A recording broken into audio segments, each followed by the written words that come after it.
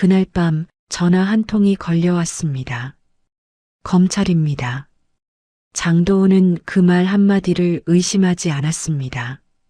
평생 공적인 말을 믿고 살아왔기 때문입니다. 그 전화는 끊기지 않았고 안심과 위협은 번갈아 이어졌습니다.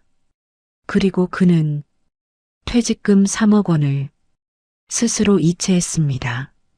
통화가 끝난 뒤 계좌에는 잔액 0원만 남아 있었습니다. 이 이야기는 한 사람의 실수가 아니라 노후를 노린 구조적인 사기의 기록입니다. 전화 한 통, 그 밤에 무너진 66세 가장의 노후자금 이야기 지금 시작합니다. 여러분, 이야기를 계속 듣고 싶으시면 지금 바로 무료 구독과 좋아요 버튼을 꾹 눌러주세요. 구독 한 번이 큰 힘과 위로가 됩니다. 감사합니다. 본격적인 이야기 바로 시작합니다. 장도은은 아침 6시가 되기 전 눈을 떴습니다. 알람이 울리기 전이었지만 몸은 이미 깨어 있었어요. 퇴직한 지 1년이 지났지만 오랜 습관은 쉽게 사라지지 않았습니다. 그는 천천히 상체를 일으켜 방 안을 둘러봤습니다. 아직 어둠이 남아 있었고 창문 너머로는 새벽 공기가 가라앉아 있었습니다. 이불을 정리하고 일어나는 동작도 예전과 다르지 않았습니다. 출근할 필요는 없었지만 하루를 시작하는 순서는 그대로였습니다. 세면대 앞에 서서 찬물로 얼굴을 씻었습니다. 거울 속 얼굴을 잠시 바라봤습니다. 눈가의 주름과 희끗해진 머리카락이 또렷하게 보였습니다. 나이가 들었다는 사실은 알고 있었지만 크게 의식하지는 않으려 했습니다. 아직 스스로를 돌볼 수 있고 큰 병도 없다고 생각했기 때문입니다. 그는 수건으로 얼굴을 닦고 욕실을 나왔습니다. 부엌으로 가 전기포트를 올렸습니다. 물이 끓기를 기다리며 식탁에 신문을 펼쳤습니다. 신문은 매일 같은 곳에 놓여 있었고 그는 같은 순서로 넘겼습니다. 사회면을 지나 경제면에 이르자 숫자가 가득한 표가 눈에 들어왔습니다. 장도은은 한동안 신문을 바라보다가 페이지를 넘겼습니다. 퇴직 이후로는 경제 기사에 오래 머물지 않으려 했습니다. 이제는 돈을 불리는 일이 아니라 지키는 일이 더 중요하다고 생각했기 때문입니다. 그의 퇴직금은 모두 합쳐 3억 원이었습니다. 그 3억 원은 한 번도 손대지 않은 채 은행 정기예금으로 나뉘어 있었습니다. 한 통장에 몰아넣지 않고 2개의 은행에 나눠 넣어두었습니다. 이자는 크지 않았지만 안정적인 선택이라고 믿었습니다. 주변에서 투자 이야기를 꺼낼 때마다 그는 고개를 저었습니다. 나는 그런 거 잘 몰라. 그는 늘 그렇게 말하며 대화를 마무리했습니다.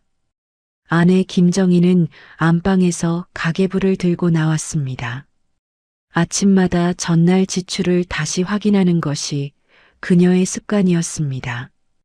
펜으로 줄을 긋고 숫자를 다시 적는 모습이 익숙했습니다.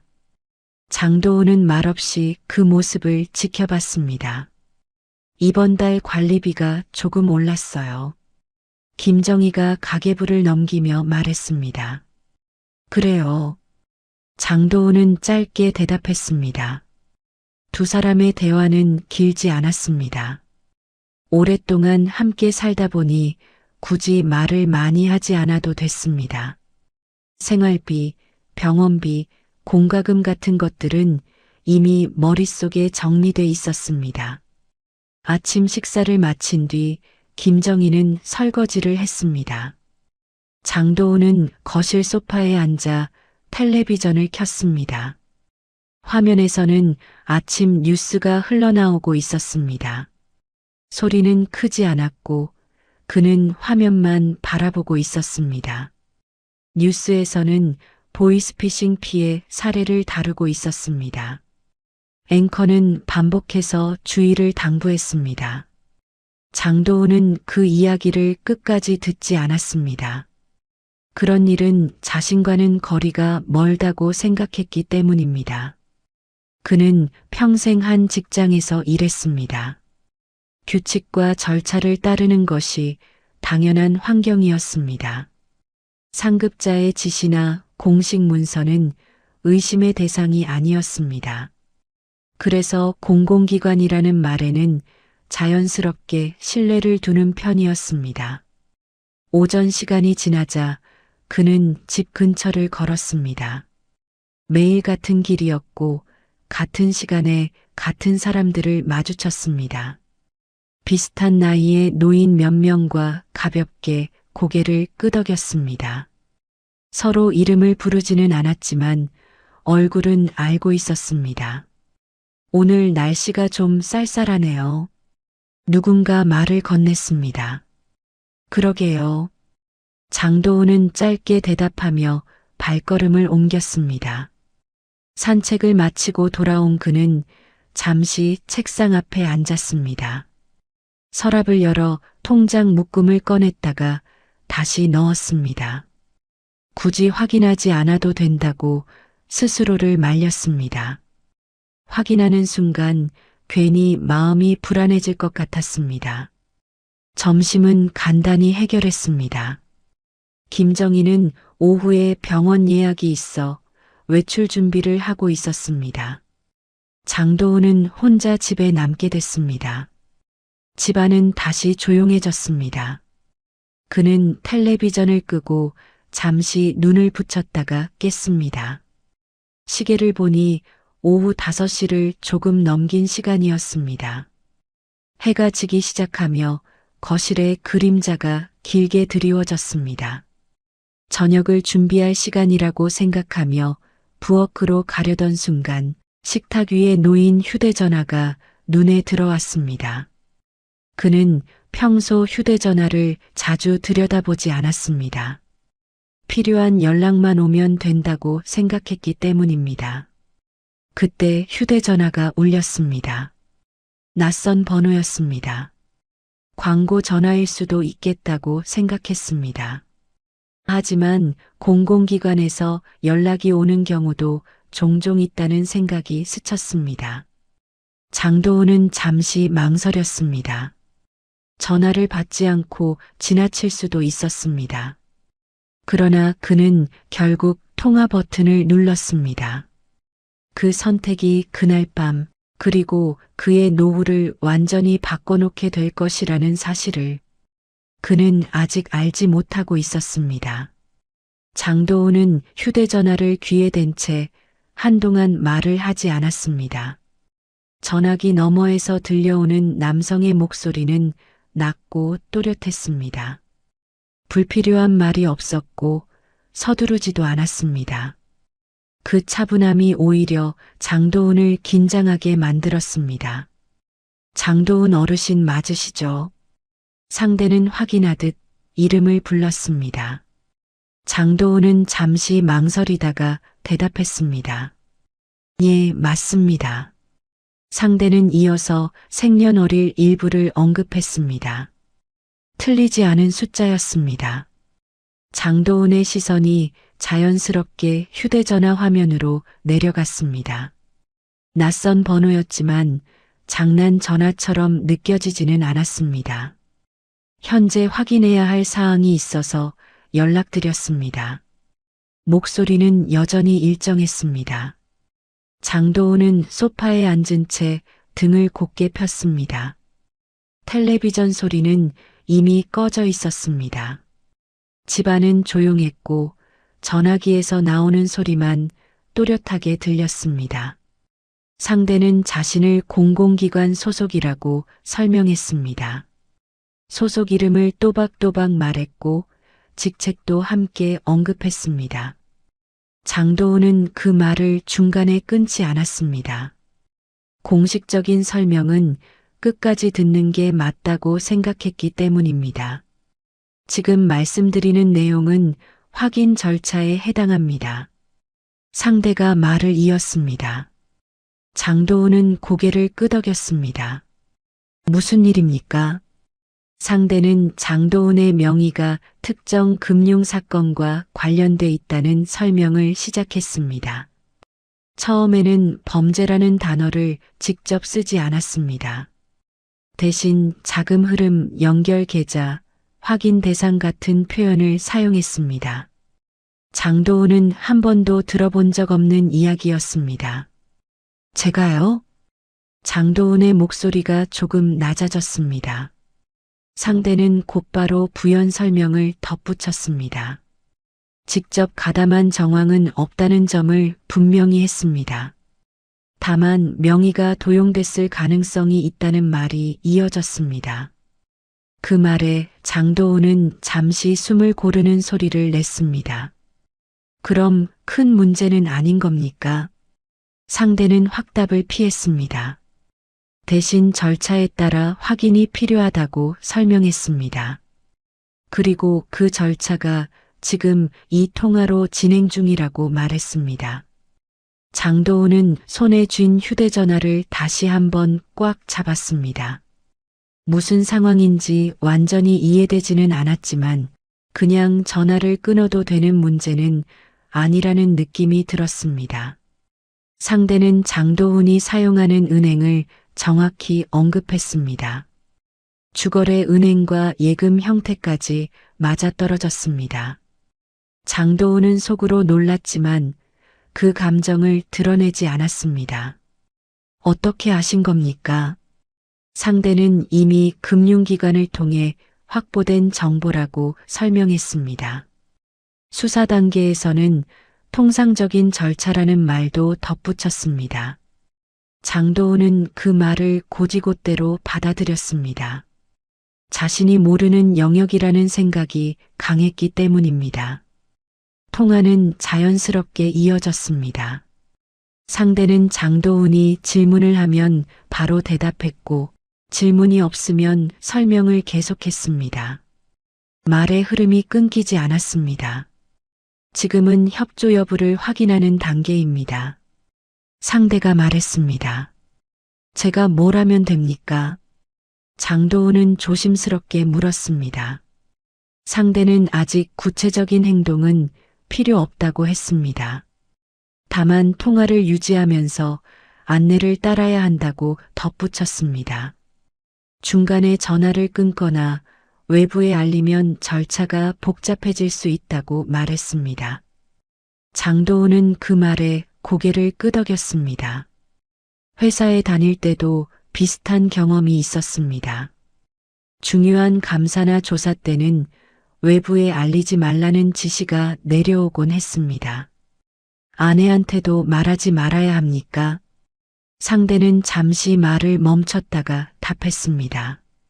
절차가 끝날 때까지는 보안이 필요하다고 했습니다. 괜한 오해를 만들지 않는 게 좋다는 말도 덧붙였습니다. 장도훈은 그 설명이 납득됐습니다. 괜히 가족을 불안하게 만들고 싶지 않았습니다. 문제가 아니라면 조용히 끝내는 게 맞다고 생각했습니다. 통화 시간은 어느새 10여 분을 넘기고 있었습니다.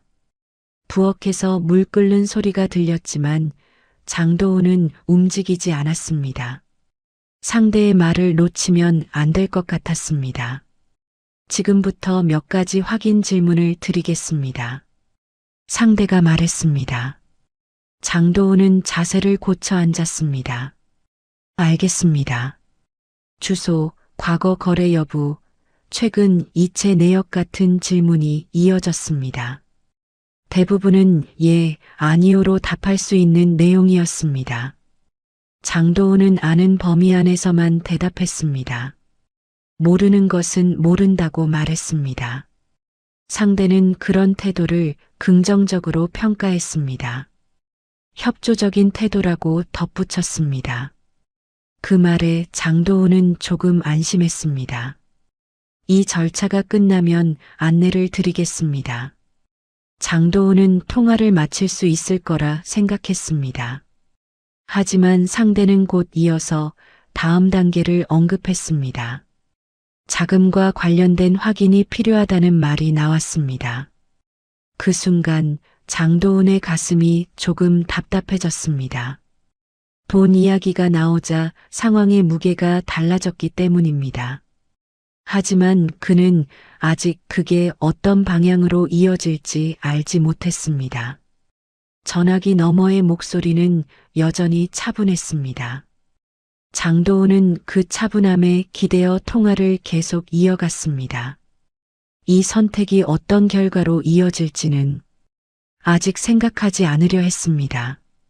통화는 끊기지 않은 채 그대로 이어졌습니다.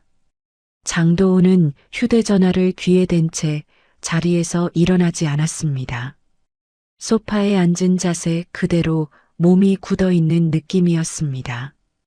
상대는 잠시 정리하듯 말을 멈췄다가 다시 설명을 시작했습니다. 지금까지 확인한 내용으로 보아 장도은은 피해자일 가능성이 높다고 했습니다. 그 말에 장도은의 어깨가 조금 내려갔습니다. 그럼 저는 문제 없는 겁니까? 그가 조심스럽게 물었습니다. 상대는 단정적인 표현은 피했습니다. 절차가 끝나기 전까지는 단정할 수 없다고 했습니다. 다만 지금 단계에서 협조가 매우 중요하다고 덧붙였습니다.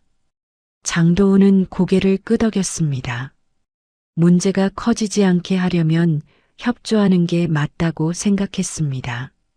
그는 평생 그렇게 살아왔습니다.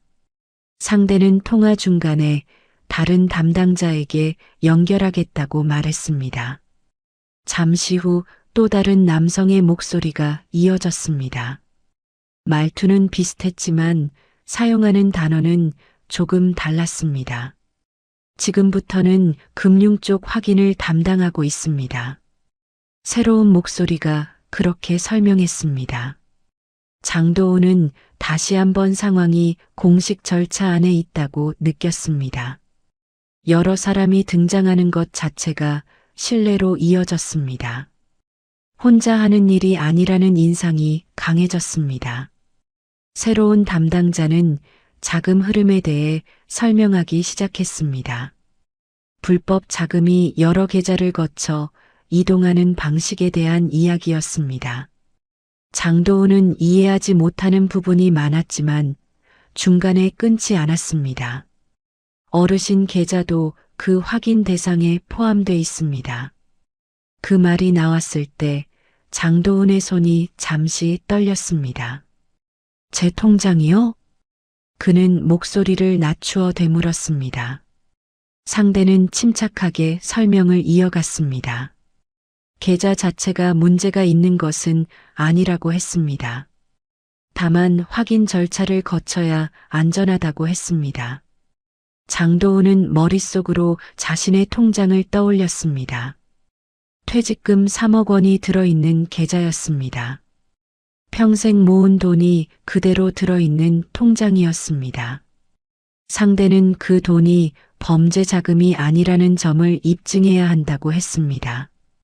입증이 끝나면 아무 일도 없었던 것처럼 정리된다고 설명했습니다. 그 말에 장도은은 조금 안심했습니다. 확인은 어떻게 하는 겁니까? 그가 물었습니다. 상대는 간단한 절차라고 했습니다. 일시적으로 자금을 분리해 두는 방식이라고 설명했습니다. 그 과정에서 장도은의 협조가 필요하다고 덧붙였습니다. 장도은은 다시 한번 망설였습니다. 돈을 움직인다는 말이 마음에 걸렸습니다. 하지만 상대는 계속해서 일시적이라는 표현을 사용했습니다. 확인이 끝나면 바로 원래대로 돌려놓습니다. 상대의 말은 단호하게 들렸습니다. 장도은은 그 말을 곱씹었습니다. 평생 은행을 믿고 살아왔고 공공기관을 의심해 본 적은 거의 없었습니다. 지금 상황도 그 연장선처럼 느껴졌습니다. 상대는 시간을 지체할 수 없다고 말했습니다. 이미 여러 계좌가 동시에 확인 중이라고 했습니다. 지금 순서를 놓치면 절차가 복잡해질 수 있다고 덧붙였습니다. 장도은의 마음이 조금씩 조급해졌습니다. 지금 결정을 미루면 문제가 커질 것 같았습니다. 그는 선택지가 많지 않다고 느꼈습니다. 지금 바로 해야 합니까? 그가 물었습니다. 상대는 그렇다고 답했습니다. 지금 이 통화가 이어지고 있을 때만 가능하다고 했습니다. 통화를 끊고 다시 연결하면 절차가 처음부터 다시 시작된다고 설명했습니다. 장도은은 아내의 얼굴이 잠시 떠올랐습니다. 하지만 보안이라는 말이 다시 머리를 스쳤습니다. 괜히 걱정을 시키는 건 옳지 않다고 스스로를 설득했습니다. 그는 깊게 숨을 들이마셨습니다. 그리고 조용히 고개를 끄덕였습니다. 상대는 그 반응을 놓치지 않았습니다. 그럼 안내드리겠습니다. 그 말과 함께 장도은의 선택지는 거의 남아있지 않게 되었습니다.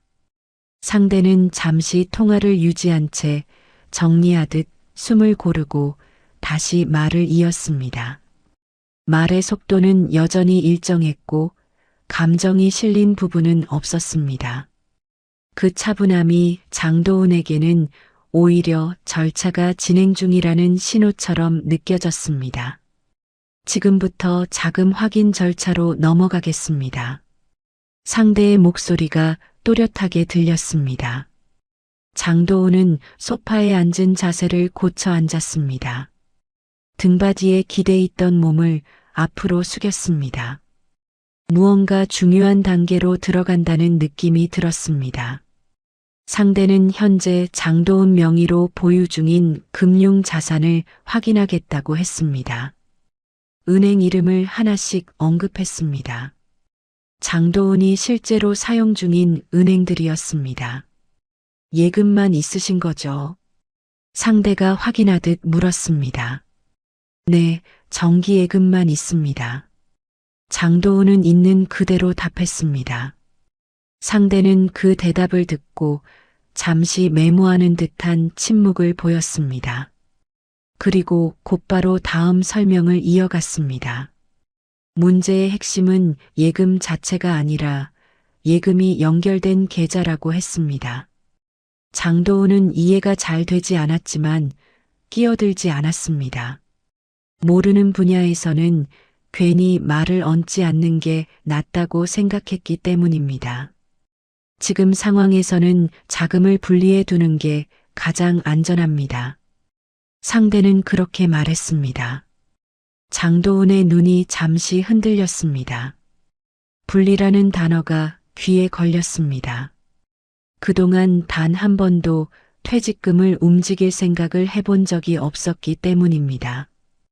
분리라면 어디로 옮긴다는 말입니까? 그는 조심스럽게 물었습니다. 상대는 보호계좌라는 표현을 사용했습니다.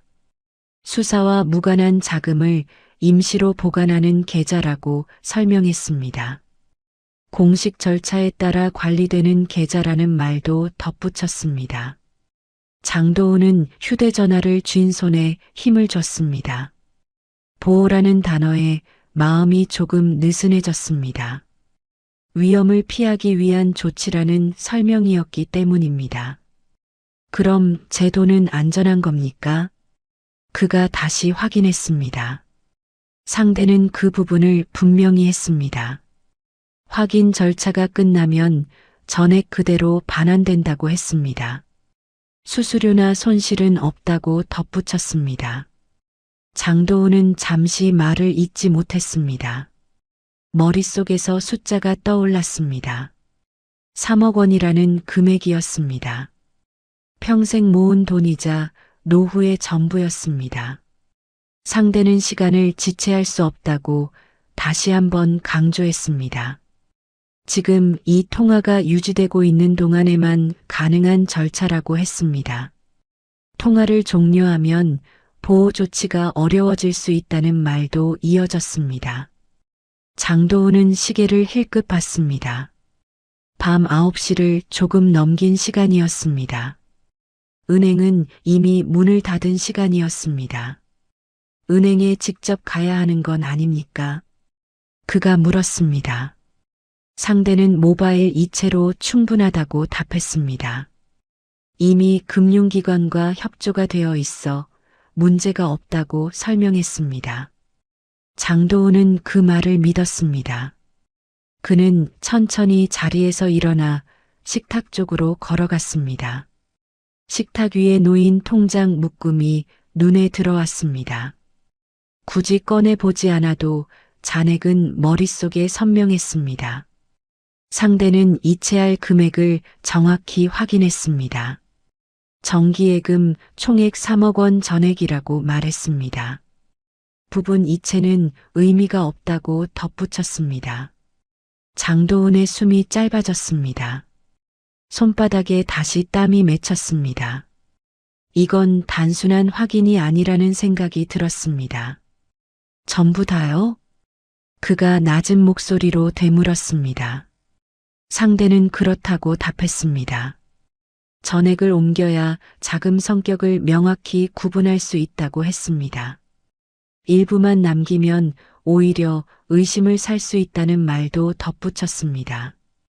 장도훈은 잠시 말을 잃었습니다. 머릿속에서 여러 생각이 스쳤습니다. 하지만 그중 어떤 것도 뚜렷한 대안은 아니었습니다. 그는 아내 김정희에게 이 상황을 말하는 장면을 떠올렸습니다. 설명하는 것 자체가 쉽지 않을 것 같았습니다. 무엇보다 보안이라는 말이 계속 마음에 걸렸습니다. 지금 안 하면 어떻게 됩니까? 그가 물었습니다. 상대는 절차가 보류되고 그 사이 문제가 커질 수 있다고 말했습니다. 다른 계좌와 함께 조사 대상이 될 가능성도 언급했습니다. 그 말에 장도훈의 얼굴이 굳어졌습니다. 그는 더 이상 질문하지 않았습니다. 결정을 미루는 것이 더 위험하다는 생각이 들었습니다. 가족에게 문제가 생길 수 있다는 말이 계속 머리를 맴돌았습니다. 장도훈은 휴대전화 화면을 내려다봤습니다. 은행 앱 아이콘이 보였습니다. 그 아이콘을 누르는 손가락이 잠시 멈췄습니다. 상대는 기다리고 있었습니다. 재촉하지는 않았지만 침묵 자체가 압박처럼 느껴졌습니다. 지금 안내드리는 대로 하시면 됩니다. 장도훈은 깊게 숨을 들이마셨습니다. 그리고 화면을 눌렀습니다. 그 순간부터 그의 퇴직금 3억 원은 움직이기 시작했습니다. 은행 앱이 열리자 익숙한 화면이 나타났습니다. 장도훈은 손가락을 천천히 움직였습니다. 상대는 통화 너머에서 차분한 목소리로 순서를 안내하고 있었습니다. 정기예금 해지부터 진행하겠습니다. 장도훈은 잠시 화면을 바라보다가 해지 버튼을 눌렀습니다. 확인 창이 한 번 더 떴습니다. 금액은 3억 원으로 표시돼 있었습니다.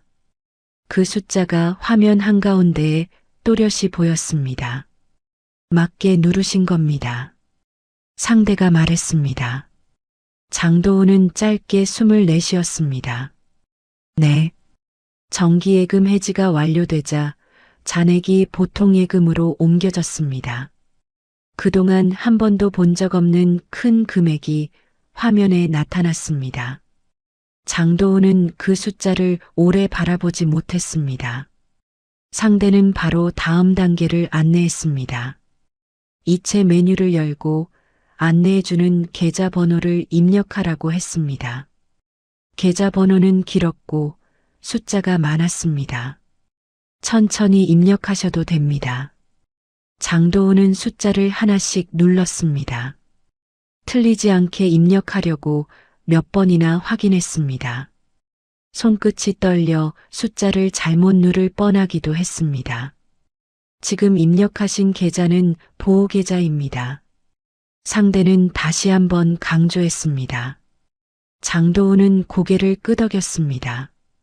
누군가 보고 있는 것도 아닌데 자연스럽게 그런 행동이 나왔습니다.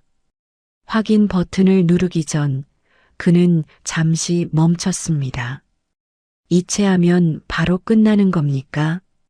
그가 물었습니다. 상대는 그렇다고 답했습니다. 확인만 끝나면 연락이 갈 거라고 했습니다. 오늘 안으로 정리될 가능성이 높다고 덧붙였습니다. 장도훈은 그 말을 믿고 싶었습니다. 그래야 지금 이 선택을 감당할 수 있을 것 같았습니다. 그는 다시 화면을 바라봤습니다. 이체 금액은 3억 원 전액으로 설정돼 있었습니다. 부분 이체는 선택지에 없었습니다. 확인 누르시면 됩니다. 장도훈은 한 번 더 숨을 들이마셨습니다. 그리고 확인 버튼을 눌렀습니다. 짧은 진동과 함께 이체가 진행됐습니다. 화면에 이체 완료라는 문구가 떴습니다. 순간 집안이 너무 조용하게 느껴졌습니다. 마치 모든 소리가 갑자기 사라진 것 같았습니다. 처리됐습니다. 상대의 목소리가 들렸습니다. 장도훈은 화면을 내려다봤습니다. 기존 계좌 잔액은 0원으로 표시돼 있었습니다. 보호 계좌 잔액은 확인할 수 없었습니다. 이제 어떻게 되는 겁니까? 그가 물었습니다. 상대는 잠시 기다리면 된다고 했습니다. 확인 절차가 마무리되면 다시 연락하겠다고 말했습니다. 지금은 통화를 종료해도 괜찮다고 덧붙였습니다. 장도훈은 그 말을 듣고서야 통화를 끝냈습니다. 전화가 끊기자 집안은 다시 정적에 잠겼습니다. 텔레비전도 라디오도 켜져 있지 않았습니다. 그는 소파에 그대로 앉아 있었습니다. 손에는 여전히 휴대전화가 들려 있었습니다. 방금 전까지 이어지던 목소리가 갑자기 사라지자 공허함이 밀려왔습니다. 잠시 후 그는 다시 휴대전화를 들여다봤습니다. 방금 통화한 번호로 전화를 걸었습니다. 신호는 갔지만 받는 사람은 없었습니다. 한 번 더 걸었습니다. 이번에도 연결되지 않았습니다. 문자 메시지를 보내려 했지만 망설이다가 지웠습니다. 조금 있으면 연락이 오겠지. 그는 혼잣말처럼 중얼거렸습니다. 하지만 시간이 지나도 휴대전화는 울리지 않았습니다. 10분이 지나고 20분이 지났습니다. 집안의 시계 초침 소리만 또렷하게 들렸습니다. 장도훈은 다시 은행 앱을 열었습니다. 계좌 내역을 새로 고침했습니다. 변한 것은 없었습니다. 잔액 0원이라는 숫자가 그대로 남아 있었습니다. 그 숫자를 보는 순간 가슴이 서서히 조여왔습니다. 이체가 정상적으로 끝났다는 사실이 그제야 실감났습니다. 그는 자리에서 일어나 창가로 갔습니다. 밖은 이미 어두워져 있었습니다. 아파트 불빛 몇 개만 켜져 있었습니다. 다시 휴대전화를 들고 전화를 걸었습니다. 이번에는 아예 연결 시도조차 되지 않았습니다. 통화 기록에 남아있던 번호도 보이지 않았습니다. 장도훈은 그제야 이상하다는 생각이 들기 시작했습니다. 절차가 끝나면 연락이 온다던 말이 떠올랐습니다. 하지만 아무런 연락도 없었습니다. 그는 식탁에 앉아 휴대전화를 내려놓았습니다. 손이 천천히 굳어가는 느낌이 들었습니다. 몸이 아니라 마음이 먼저 굳어버린 것 같았습니다. 설마. 그는 그 말을 끝까지 잊지 못했습니다. 아직은 인정하고 싶지 않았습니다. 하지만 집안의 정적은 그가 혼자 남아있다는 사실을 계속해서 알려주고 있었습니다. 장도훈은 밤새 거의 잠들지 못했습니다. 눈을 감으면 휴대전화 화면에 떠있던 숫자가 계속 떠올랐습니다. 3억 원이라는 금액이 머릿속에서 사라지지 않았습니다. 새벽이 되자 창밖이 조금씩 밝아졌습니다. 그는 침대에서 일어나 거실로 나왔습니다. 소파에 앉아 휴대전화를 다시 켰습니다. 밤사이 걸려온 전화는 없었습니다. 은행 앱을 다시 열었습니다. 계좌를 새로 고침했습니다. 결과는 같았습니다. 잔액은 여전히 0원이었습니다. 그제야 장도훈은 이 일이 단순한 착오가 아니라는 걸 느꼈습니다. 가슴이 묵직하게 내려앉았습니다. 숨을 깊게 들이마셔도 답답함은 가시지 않았습니다. 아침 시간이 되자 현관문 소리가 났습니다. 병원에 갔던 김정희가 돌아온 것이었습니다. 그녀는 평소처럼 외투를 벗으며 거실로 들어왔습니다. 장도훈은 소파에서 일어나지 못했습니다. 무슨 말을 어떻게 꺼내야 할지 떠오르지 않았습니다. 김정희는 그의 표정을 보고 평소와 다르다는 걸 느꼈습니다. 무슨 일 있어요? 그녀가 먼저 물었습니다. 장도훈은 잠시 말을 잇지 못했습니다. 휴대전화를 들어 올려 아내에게 건넸습니다. 화면에는 계좌 내역이 떠 있었습니다.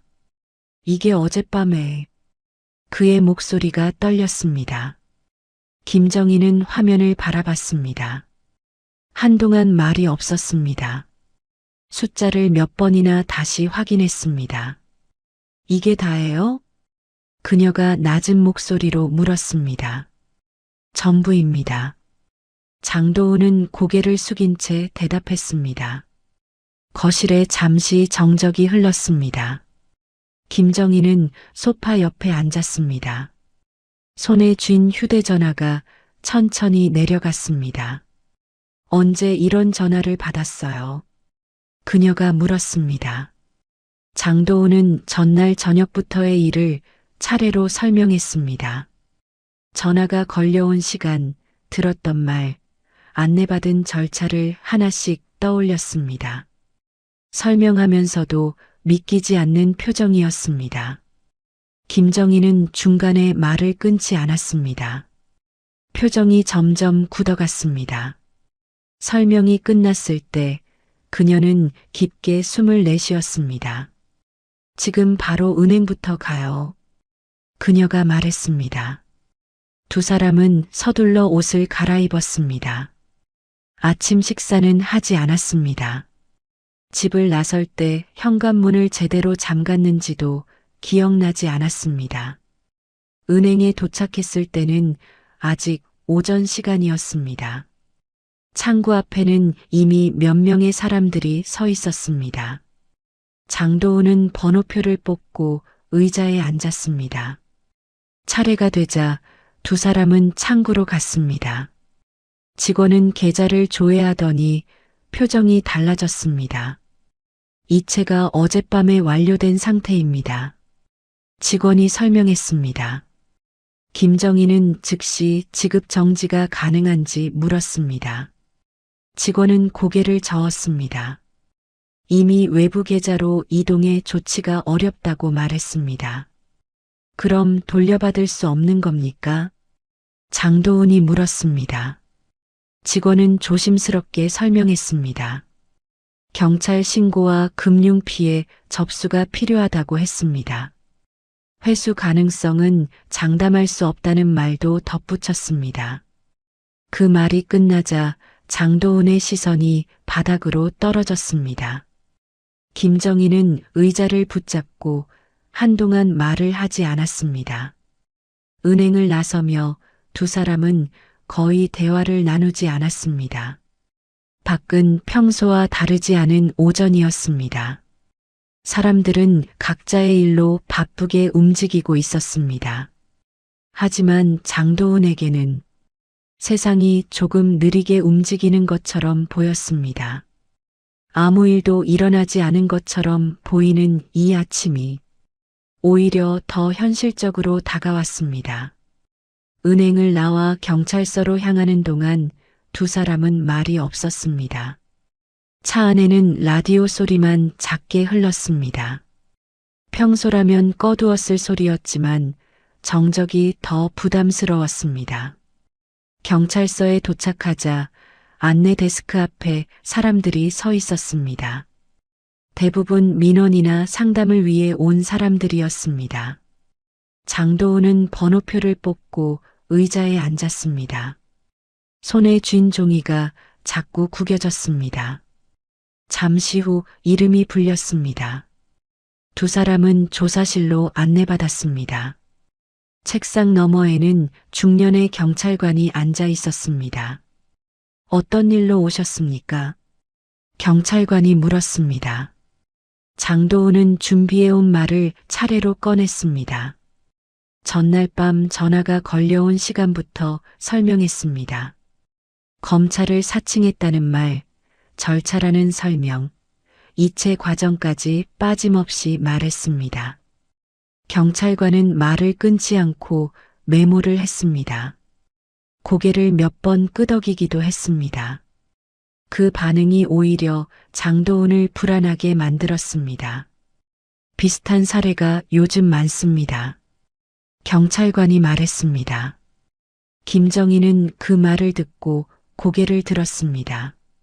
장도훈은 그제야 자신들만 겪은 일이 아니라는 걸 느꼈습니다. 경찰관은 이체 금액을 확인했습니다. 퇴직금 3억 원 전액이라는 말에 잠시 펜이 멈췄습니다. 그리고 다시 메모를 이어갔습니다. 자금은 이미 여러 계좌를 거쳤을 가능성이 큽니다. 경찰관이 설명했습니다. 장도훈은 그 말을 들으며 고개를 끄덕였습니다. 이해는 되지 않았지만 부정할 힘도 없었습니다. 신고 접수 서류가 책상 위에 놓였습니다. 사건 발생 시각, 이체 계좌, 통화 내용 등을 하나씩 적어 내려갔습니다. 장도훈은 기억을 더듬어 최대한 정확하게 적었습니다. 서류를 작성하는 동안 손이 자주 멈췄습니다. 어디까지 적어야 하는지 헷갈렸기 때문입니다. 경찰관은 필요한 부분만 체크해 주었습니다. 회수 가능성은 솔직히 말씀드리기 어렵습니다. 경찰관이 조심스럽게 말했습니다. 장도훈은 그 말을 듣고도 별다른 반응을 보이지 않았습니다. 이미 마음 한쪽에서는 같은 생각을 하고 있었기 때문입니다. 신고를 마친 뒤 금융피해 상담센터로 이동했습니다. 안내받은 번호로 전화를 걸었습니다. 통화 대기 시간이 길었습니다. 상담 연결되었습니다. 기계음이 끝난 뒤 여성 상담원의 목소리가 들렸습니다. 김정희는 상황을 간단히 설명했습니다. 상담원은 차분하게 필요한 서류와 절차를 안내했습니다. 이미 접수된 사례가 많다는 말도 덧붙였습니다. 피해 사실을 정리해 두시는 게 좋습니다. 상담원이 말했습니다. 장도훈은 그 말을 마음에 새겼습니다. 기억은 흐려질 수 있지만 기록은 남는다는 생각이 들었습니다. 집으로 돌아오는 길, 차 안은 다시 조용해졌습니다. 김정희는 창밖만 바라보고 있었습니다. 장도훈은 운전대에 손을 얹은 채 앞만 봤습니다. 집에 도착하자 두 사람은 각자 다른 곳에 앉았습니다. 김정희는 식탁에 가계부를 펼쳤습니다. 장도훈은 서재로 들어갔습니다.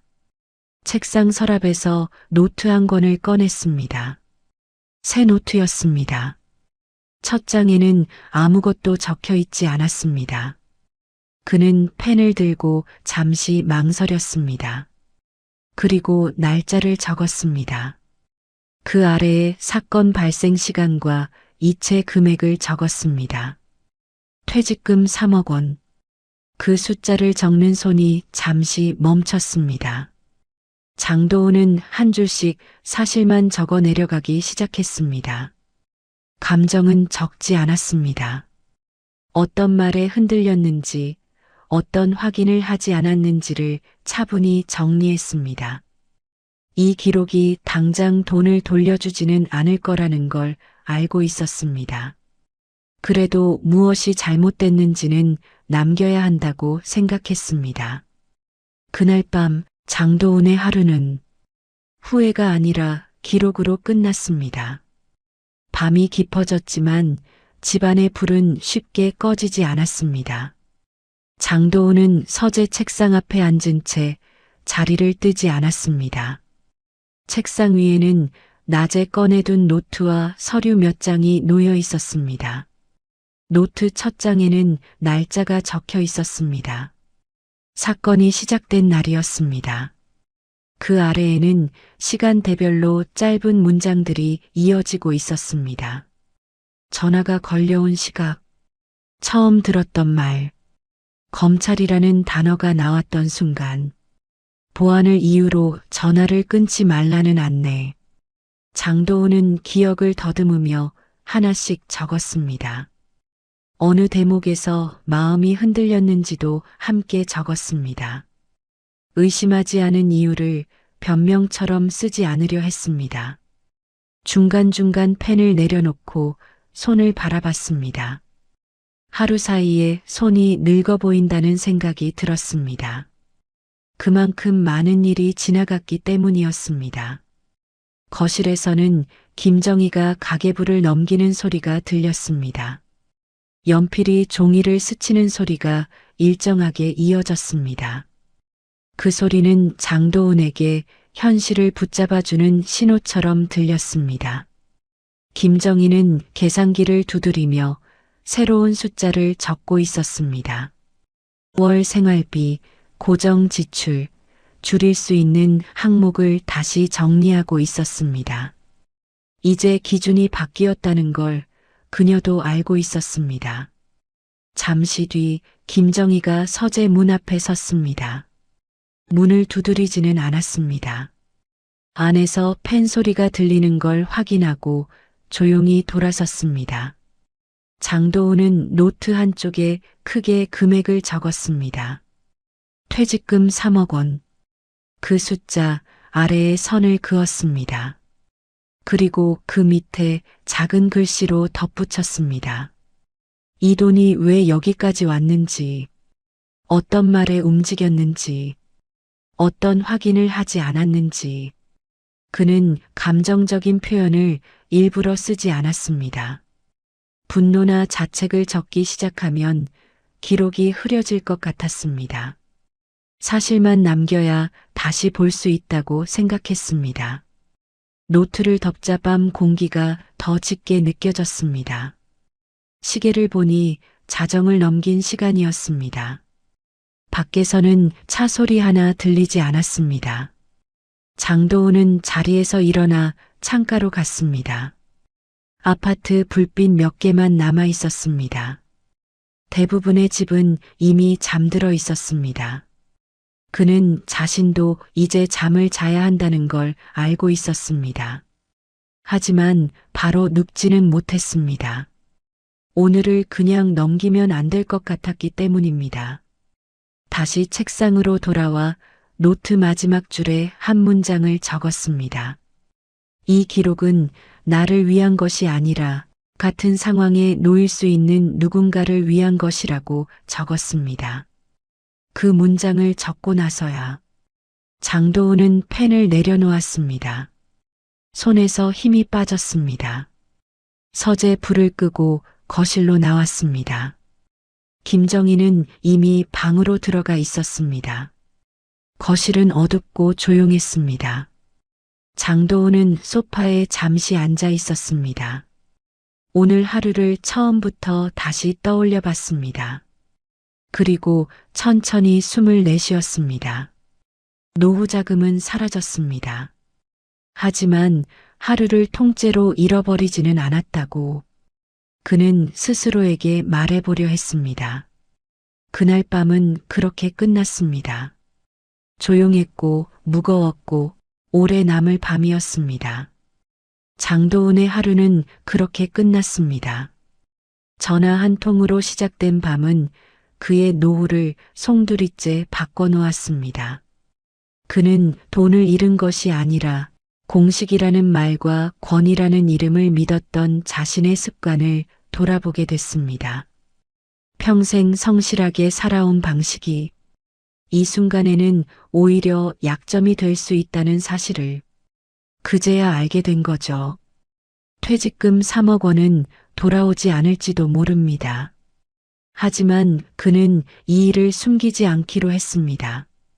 기록으로 남기고 말로 전하고 같은 밤을 겪지 않기를 바라는 마음을 선택했습니다.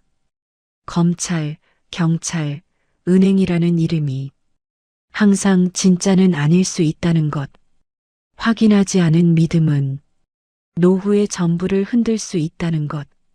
이 이야기가 누군가에게 전화를 한 번 더 끊게 만드는 계기가 되기를 바랍니다. 그리고 잠깐만요. 제가 확인해 보겠습니다. 그 한마디를 꺼낼 수 있는 용기가 되기를 바랍니다. 여러분의 구독 하나가 누군가의 노후를 지키는데 큰 힘이 됩니다. 지금 구독과 좋아요 꼭 눌러주시고 다음 사연에서 또 찾아뵐게요. 감사합니다.